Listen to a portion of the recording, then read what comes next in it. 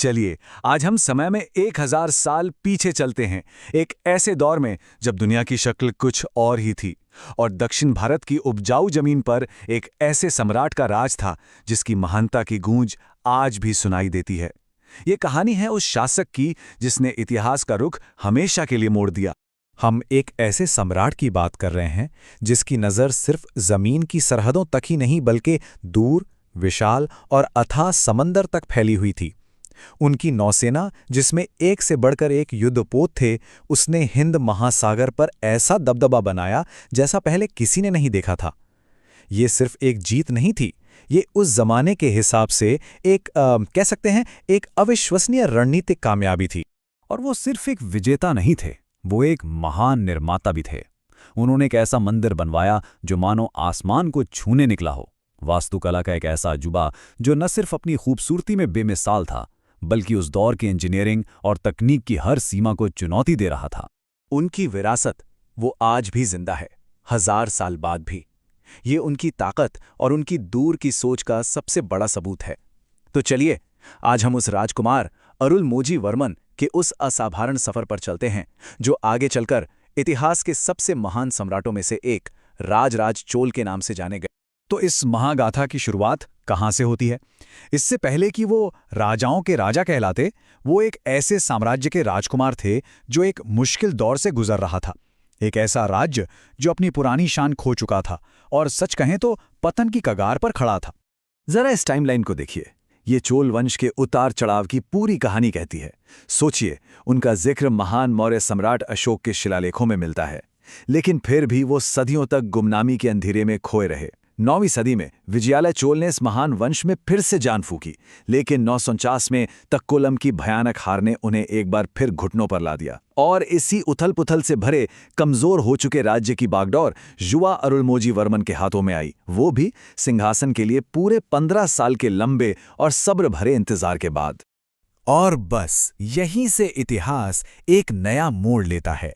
चलिए देखते हैं कि कैसे इस युवा राजकुमार ने अपनी सैन्य सूझबूझ का लोहा मनवाया और एक कमजोर राज्य को दक्षिण भारत की सबसे ताकतवर शक्ति, एक विशाल समुद्री साम्राज्य में बदल दिया। तो यहाँ एक बुनियादी सवाल उठता है, कोई इस विशाल अथाह समुंदर को कैसे जीत सकता है? उस दौर में जब जमीन पर लड़ने वाली सेनाएं ही सब कुछ हुआ करती थीं, ये सोच ही अपने आप में एक क्रांति थी। लेकिन राजा राज के लिए ये सिर्फ एक सोच नहीं थी, ये उनकी विशाल रणनीति का सबसे अहम हिस्सा था। यहाँ उनकी सैन्य प्रतिभा का एक एक कदम साफ दिखता है, बिल्कुल नापातुला और सटीक। उन्होंने एक एक करके अपने दुश्मनों को हराया। 988 में कंडलूर शलय में चेर नौसेना की तबाही एक निर्णायक पल था। इसके बाद उन्होंने अपने पुराने दुश्मन पांड्यों को झुका दिया। लेकिन उनका सबसे साहसी कदम वो 994 में आया, जब उन्होंने अपनी नौसेना को समुंदर पार उत्तरी श्रीलंका पर हमला करने भेजा। ये एक अभूतपूर्व कामयाबी थी। इसके बाद पश्चिमी चालुक्यों की बारी आई और आखिर में मालदीव पर कब्जे ने हिंद महासागर पर उनके प्रभुत्व पर मुहर लगा दी और यहीं से रखी गई भारत के पहले महान समुद्री साम्राज्य की नींव। और ये समझना बहुत जरूरी है कि ये सब सिर्फ जमीन जीतने के लिए नहीं था। असल मकसद था समंदर के व्यापारिक रास्तों पर अपना दबदबा कायम करना। उनकी ताकतवर नौसेना ने न सिर्फ दुश्मनों की रसद को रोक दिया, बल्कि चीन से लेकर अरब तक होने वाले पूरे व्यापार को अपने कंट्रोल में ले लिया।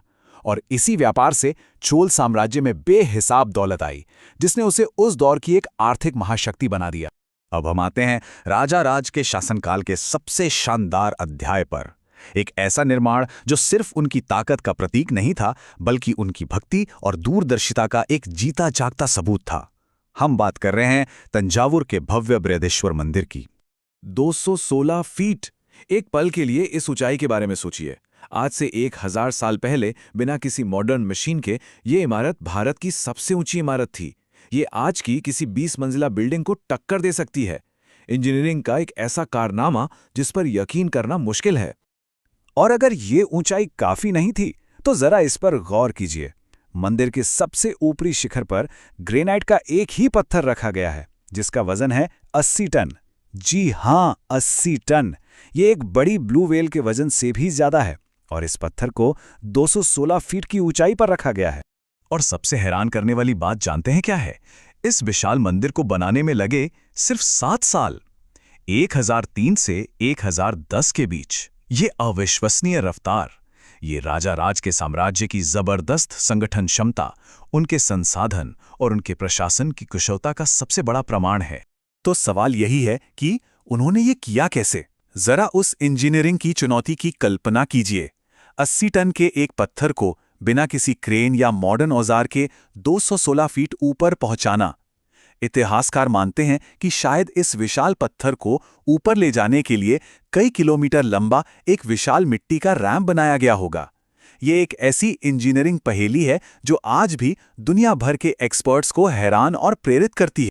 बृहदेश्वर मंदिर जैसी शानदार चीजें सिर्फ सैन्य ताकत के दम पर नहीं बनती। इनके पीछे एक बहुत ही कुशल और व्यवस्थित प्रशासनिक ढांचा काम कर रहा था। तो चलिए अब उन प्रणालियों को समझते हैं जो इस विशाल साम्राज्य की असली नींव थीं। देखिए, किसी भी बड़े साम्राज्य के सामने सबसे बड़ी चुनौती यही होती है कि वो अपने इतने बड़े और अलग-अलग तरह के इलाकों को संभाले कैसे। राज का समाधान सच में कमाल का था। उन्होंने एक केंद्रीय निगरानी प्रणाली को एक विकेंद्रीकृत यानी डिसेंट्रलाइज सिस्टम के साथ जोड़ दिया। इससे स्थानीय समुदायों को अपने मामले खुद सुलझाने की आज़ादी मिली। ये जो प्रशासनिक ढांचा था, ये उनकी प्रतिभा का सबूत है। पूरे साम्राज्य को बड़े बड़े प्रांतों में बांटा गया, जिन्हें मंडलम कहते थे, बिल्कुल आज के राज्यों की तरह। फिर इन्हें जिलों यानी नाडु में बांटा गया। और सबसे जरूरी, जमीनी स्तर पर थीं ग्रामम यानी ग्राम सभाएं। इस पूरे सिस्टम की बुनियाद थी जमीन का एक बहुत ही विस्तृत सर्वे, जिससे यह पक्का किया गया कि टैक्स की व्यवस्था निष्पक्ष हो, और यही साम्राज्य के स्थायित्व की कुंजी थी। और अब एक ऐसी चीज जो सच में असाधारण है, कुडुवलाय प्रणाली। ये असल में स्थानीय ग्राम परिषदों के लिए एक लोकतांत्रिक चुनाव प्रक्रिया थी। जो भी योग्य उम्मीदवार होते थे, उनके नाम ताड़ के पत्तों पर लिखकर एक बर्तन में डाल दिए जाते थे।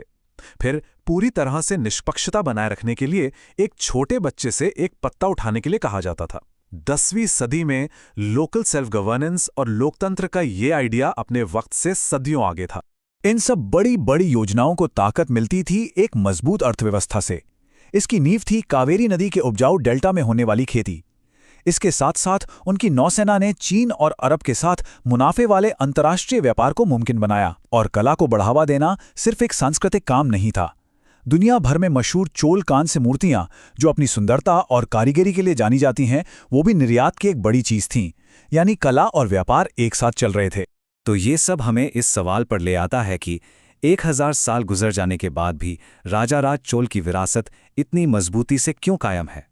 उनकी सदियों पुरानी उपलब्धियां आज की दुनिया के लिए इतनी मायने क्यों रखती हैं? यहाँ उनकी असली दूरदर्शिता नजर आती है। इतिहास में कई बड़े बड़े साम्राज्य उत्तराधिकार के खूनी लड़ाइयों में तबाह हो गए, लेकिन राजाराज ने 1012 में ही अपने काबिल बेटे राजेंद्र चोल को सहज शासक बना दिया। इस एक कदम ने सत्ता का एक सहज और शांतिपूर्ण हस्तांतरण पक्का कर दिया, जिससे साम्राज्य की निरंतरता और स्थिरता की गारंटी हो गई। और उनकी विरासत सिर्फ इतिहास की किताबों में नहीं है, वो आज भी हमारे बीच मौजूद है।